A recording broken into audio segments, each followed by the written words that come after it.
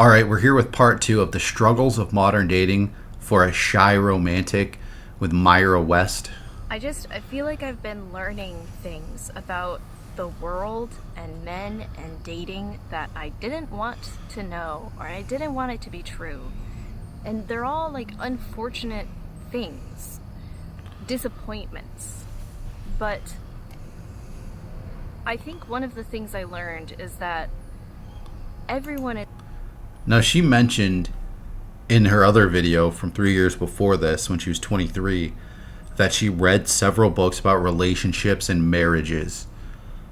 That's why you have these major disappointments. And it wouldn't surprise me if she consumed a lot of fiction, whether that be romantic comedies or romance novels, just stories that are very detached from reality, very unrealistic, really horrible depictions of relationships. Relationships can be very volatile, up and down. They're roller coasters. Not everything's great about them. Is on dating apps for a different reason. And they're in a different phase of life. And this is fine. It's whatever.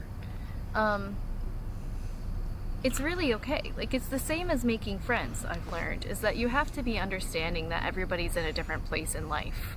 But, I mean, at the same time, if you're not ready for dating, then you shouldn't be on dating apps, I think.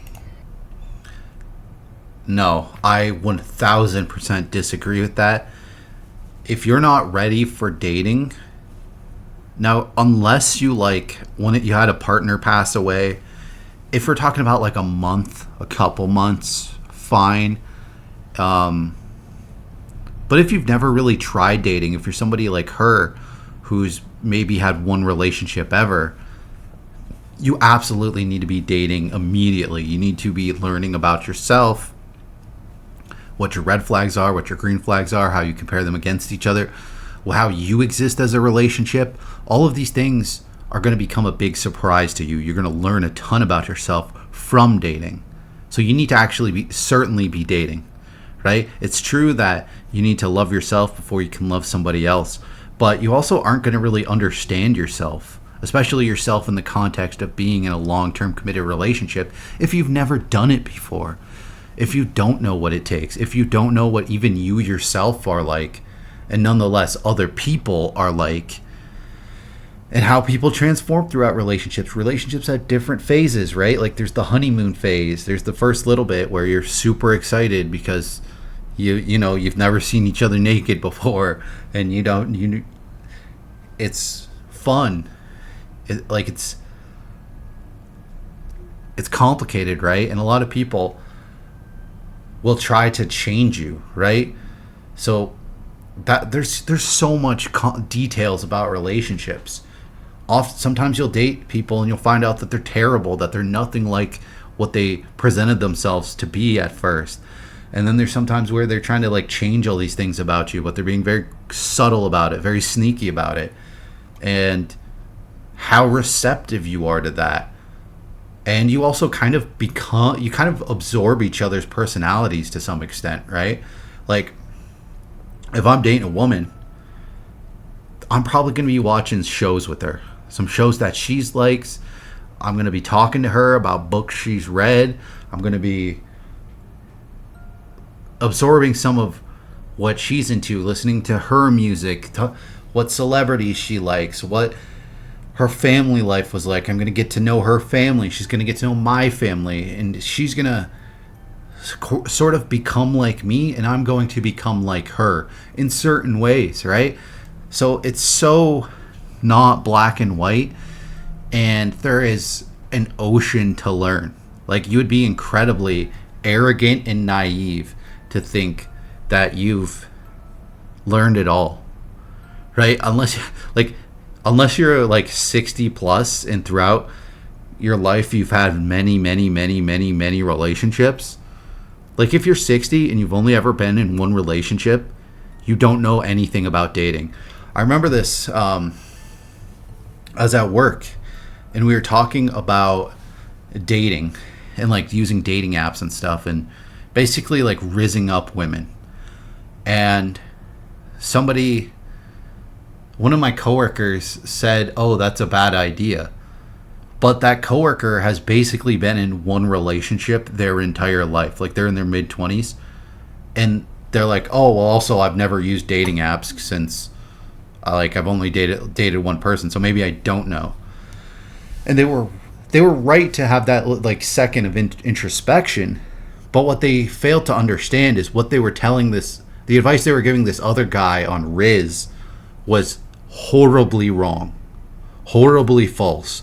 And that actually, they were right to question their own perspective on dating, but they needed to do that like fully understand, like, hey, you have no clue whatsoever about dating.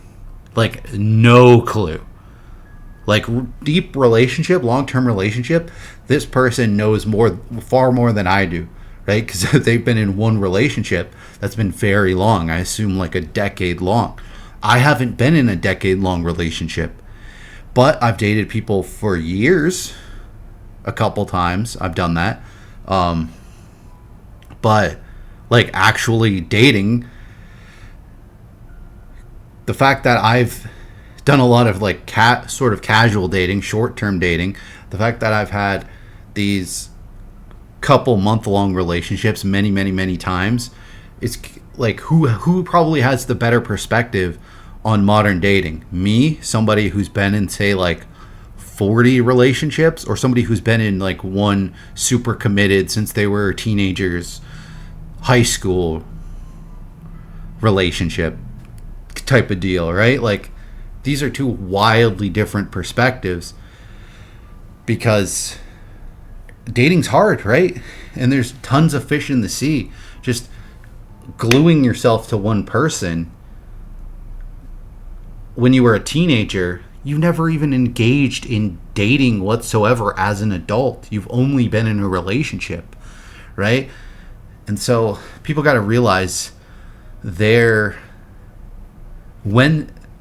themselves or anybody else who actually has the knowledge and the wisdom and experience on whatever topic it happens to be. Because actually just simply being able to determine that will help you in life enormously in every possible avenue, right? One thing I say, listen to old people, right? Like, the amount of knowledge I gain on a regular basis from people who are far older than me is enormous. Because guess what? Almost every single thing in my life that I do, that I try to do, that I'm thinking about doing, I'm planning on doing, some old person in my life has done that. Some have done it multiple times, and they have direct experience that I can draw from. That they'll just tell me what they did, how it went, what they wish they would have done. And that is like so absurdly valuable. Now, maybe because I'm the baby of my family, meaning I'm the youngest, I've got a bunch of older siblings. Maybe that was like a gift that I gained, was having all of these examples of people taking various paths super obviously right in front of me, right? Like, I've seen people do a huge variety of things. So that kind of gave me the perspective that is incredibly valuable. That having the luxury of having older siblings and seeing their things they did right, mistakes they made, and me learning from that, I very early on realized that is super valuable.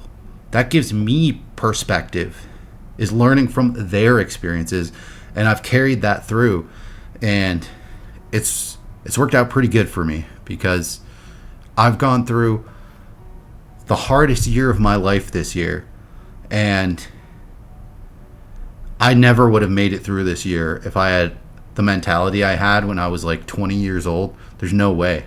I wouldn't have made it 1 month through this year. But I just kind of assumed, and it's a normal assumption, I thought, that anyone who is looking to date, or anyone who's on a dating app and says long-term relationship on their dating profile, that they're looking for love. and a long-term relationship and probably marriage down the road. Like, I thought that's what everybody's looking for. No, But it's not. no. Well, you got to think of the context of what that is. You're on a dating app, something that's fundamentally designed for people to connect and do casual dating. People put that they're looking for a long-term relationship because they understand that some people on there are looking to. It's more so saying that I'm open to a long-term relationship than it is that I'm looking for it. Because you got to think of the context. Like, online dating is very casual. Most of it, like almost a third of the entirety of dating apps, exist as like just hookup apps. like Tinder, Bumble. These are primarily apps used for people to just bang and not get to know each other. So, and that non-seriousness, that casualness carries over to the other apps. That doesn't mean you can't find a meaningful long-term relationship. There's plenty of people who would be open to that. But you have to also understand that a dating app, fundamentally, you're limited with how much you can put in your profile. You aren't really able to convey yourself on a very deep level at all. It just fundamentally isn't how these things function, no matter what it might be, whether it be Hinge or any of them. Because you're not telling your whole life story. You have to actually go on the dates and actually get to know people to see if you're compatible. So I still fundamentally disagree. You need to get out there and you need to get dating. That's the only way you'll learn, the only way you'll get better. And yeah. They, like, I guess men, a lot of them, I found, even though I tried to filter out these ones, a lot of them are just looking for, I don't know. I was about to say something, but I don't know. Something like fun. Like they're just looking to have fun. Oh, no. No, man. We like to have too much fun. We're having too much fun out there. We want to have a good time. A good night out. Like, I feel like she kind of struggles to realize that most people, not all people, but most people, they enjoy getting to know somebody. To me, it's fun to just talk to somebody, just get to know them. I've gone on dates where I knew minutes into it, or like an hour into it, that, hey, me and this person are incompatible. We would never work as a relationship. I will never be in a relationship with this person. I don't want that. But hey, I'm here. I may as well have a good time. I may as well, it's not even that I like want to get a friendship out of it. It's that I want the other person to have a good time and feel like, hey, you know, alternate universe, maybe we could be friends. I'm not looking to actually like gain friends. I don't have time for more friends, but I genuinely like to get to know people, to hear their stories, to hear what they're into, hear why they're into the things that they're into, what makes them, what their views are. I like people. I just find it interesting. And a lot of people are the same way. They like getting to know people, even if it doesn't turn into a hookup or long-term relationship or anything like that. So yeah, you're right. Men want to have fun. The song is actually dead wrong. That girls just want to have fun. Boys want to have fun. Like, and part there's this misconception that like men having fun just means having sex. That's the only thing that men find fun. No. Why do you think we like hanging out with the boys so much? Why do you think we prioritize our friendships with other men and spend time on those? It's because it's very satisfying and rewarding and fun. Like, I hope you're not about to criticize men for liking to have fun, because that's a fundamental part of what you said earlier. You want somebody who loves love. No, you didn't say loves love, but you said prioritizes love above all else. A huge part of that is just getting along with somebody long term, right? Like, I feel like this woman can't have siblings at all. Like, I'd be shocked to hear that she has any siblings. She's given off huge only child energy, because she seems to not understand that a large part of love is like accepting the flaws of the people in your life and being like, hey, maybe we don't always get along. Maybe we don't agree on this or that or the other thing. Maybe I did something wrong. Maybe you did something wrong. We had a disagreement. We had a fight. But we love each other. We have a connection, and it's unbreakable. But so when that kind of transfers over to being in a relationship, because think about it, unless you like live with a immediate family member, you don't have to deal with them all that much. When you're in a serious long-term relationship, like what she's looking for, then you're stuck with that person all of the time. So don't you want somebody who has a positive vibe, a positive energy, and brings that to the table, who brings fun energy, who wants you to have fun, who wants you to smile and laugh and love life? I hope she's not about to say, like, criticize men for looking for fun, because there is a clear casual dating context to online dating that exists. So men, you absolutely need to go into dating with the perspective that you need to have fun. Make it fun. Have fun. Because a lot of times it ain't even going to work out. But you can still have a fun night. You can still go for dinner with somebody and have a fun time, even if it leads to nothing.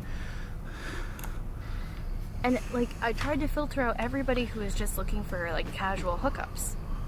But even in the ones that listed, like, looking for a long-term relationship, you have to be something. I don't know what it is, but, like, I was trying to figure out what it is. Please help me. I'll tell a story. I remember one time I went out with this chick, right? And we went to a bowling alley, and I kind of knew she like had broke up with her boyfriend, but she was still talking to him and talking about him. So when her and I sort of started talking a little bit, and we hung out a couple times, but I knew, like, hey, she is not over her ex. She's still dealing with this guy. She's almost certainly going to get back together with him. But I've known her a long time. I want to have fun. I don't know if we're going to bang. And we didn't, right? But what we did do is we hung out. We went to the bowling alley. And, like, she's got nieces and nephews. I've got nieces and nephews. So she's like, hey, let's go to the bowling alley and play a claw machine. So we play this claw machine that's got all these stuffed animals. And we quickly find out it's one of those claw machines where it's got two sections. It's got, like, the big toy and the little toy section. So you get one attempt at the big toy. You don't get it. But you get to keep going with the little toy until you get a prize. We're doing this and we're having a blast. But we quickly realize, like, the claw goes down on the little toys and then goes over, like, and for some reason these stuffed animals were stacked, like, absurdly high. Like, it made like mounds on the walls. Like, it was like this giant, like, it was just an obscene amount of these things. So we quickly realized that we can knock some of these stuffed animals into the hole, but it doesn't register it until the claw goes over there and releases, and then it must activate the sensor for the toy to go by. But since we were intentionally knocking the toys off before that with the claw downward motion and grab, we're knocking other toys, like these mounds of toys, over into there. We got a crap load of these toys for both of our nieces and nephews. Like, we spent a few dollars and walked out of this thing with like 50 toys. It was awesome, right? And outside of that, I mean, like, that's kind of meaningless. Like, toys for kids, cool.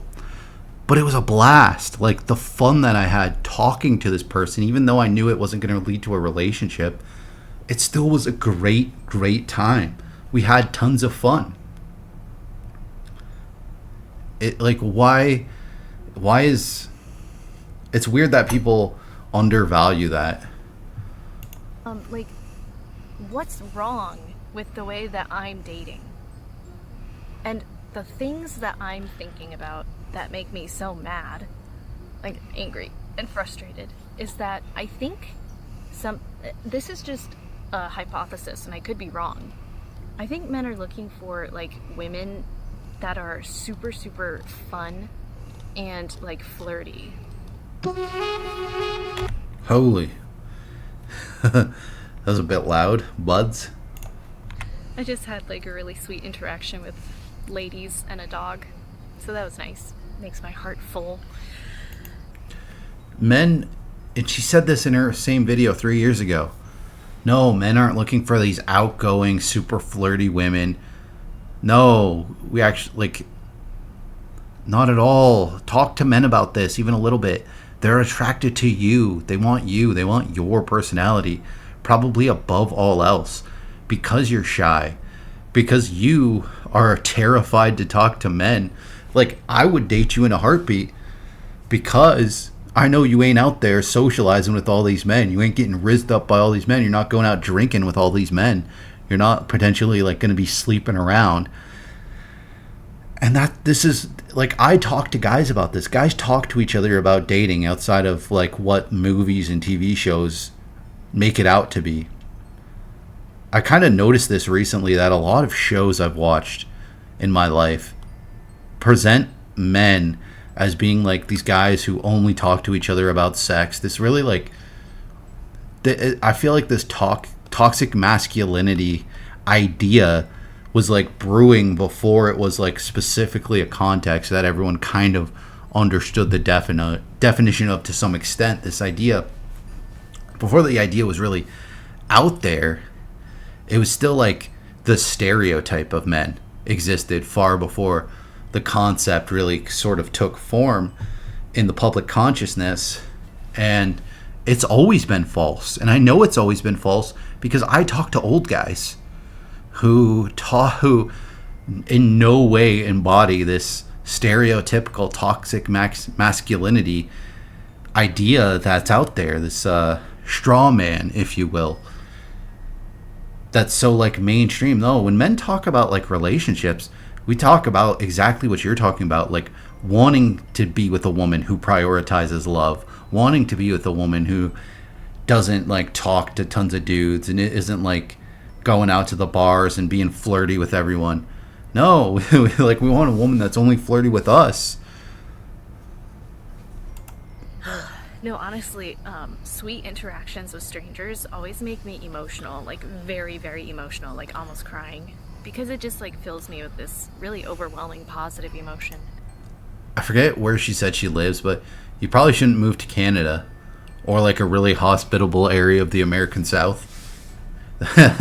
Because you're gonna have like constant positive interactions with strangers. Anyway, flirty men are so I'm not saying this as a fact. This is just the impression I've gotten, and it makes me really angry and frustrated because, well, let me just say that men, I think, are in general looking for a girl to be extremely like bubbly. No. And flirty. No. Especially flirty. To have some sort of like flirtatious energy. Oh, you're mistaking this. You actually had it right in the first word that you said, which was fun. Men are looking for fun. A woman who's fun. That is wildly different from being flirty. Now, often women who are fun are going to be flirty because they want the man to also have fun. They want themselves to have a fun situation and the man to have fun. And part of that is flirting. Like, how would you even go on a date with somebody and not be flirting with them, not be hitting on them? Like, a relationship fundamentally needs to have a flirty vibe. Men actively avoid women who are super flirty. Because that's how women come on too strong, right? Like, those types of women, men instantly categorize as women they just want to have fun with. The women that men actually want to date are women like you.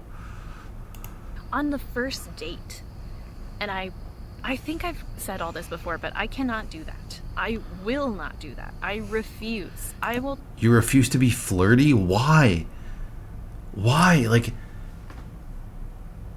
it's so easy. You just be laid back and you, like, I just don't get it. I just don't get why you were, like, are you literally saying you refuse to be flirty on a first date?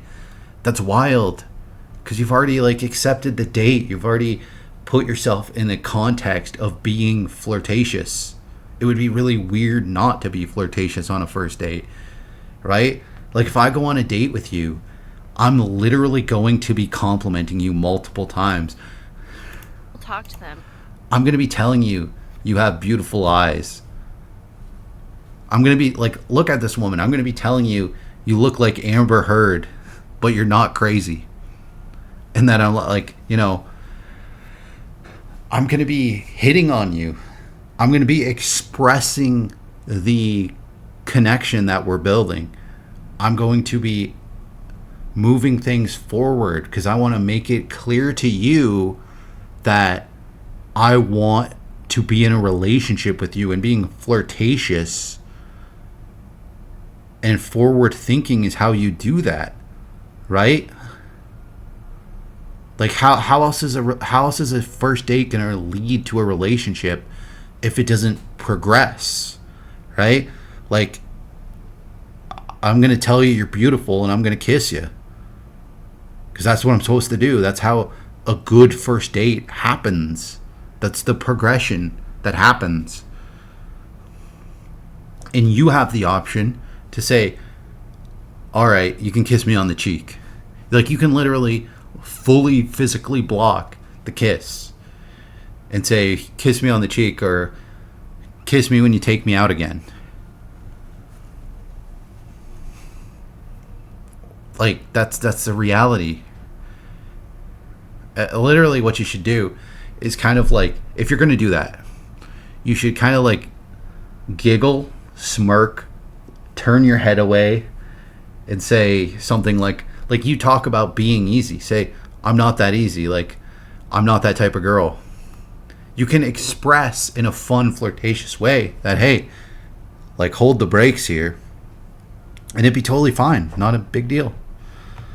But typically, on a positive first date, a first date that goes well and is going to lead to a second date, there's going to be a kiss. There's going to be a hug. There's going to be something. That's just how people are. I don't know. I would maybe suggest that before you go on a first date, maybe express like, hey, early on in the date, once you're on the date, say, hey, I never kiss on the first date. It's just a thing, a rule I have. People are going to respect that. But if you don't make that clear, you're kind of setting yourself up for failure as the guy. Like, if you just fully reject the kiss without doing it the right way, and there's multiple ways to do it the right way, the guy's gonna be like, all right, well, she's not into me. You know, she showed no affection, no interest in me. So clearly that didn't go as well as I felt like it did because I got turned down. These are just the rules of dating. I'm not saying they're right or wrong. I'm just saying what they are. I talk to these men normally, like normal, the way that I would talk to a friend on the first meeting. Like, I mean, oh crap. All right, I'm going to cut it off there. This is part 2. See you in part 3.